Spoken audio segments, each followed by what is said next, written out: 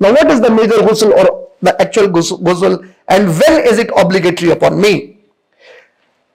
As long as fart, attending call of nature, that is urine or excretia, after these three, I need to make only wuzu for salah.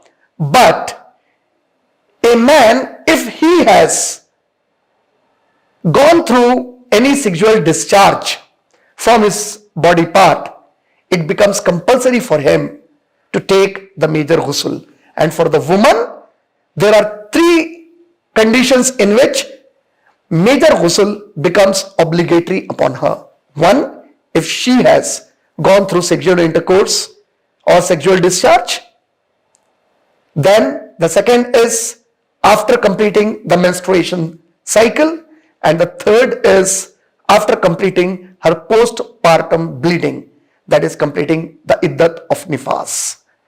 It is compulsory that we take the major ghusl, otherwise our salah will not be accepted. Otherwise, in Islam, we are bodily impure.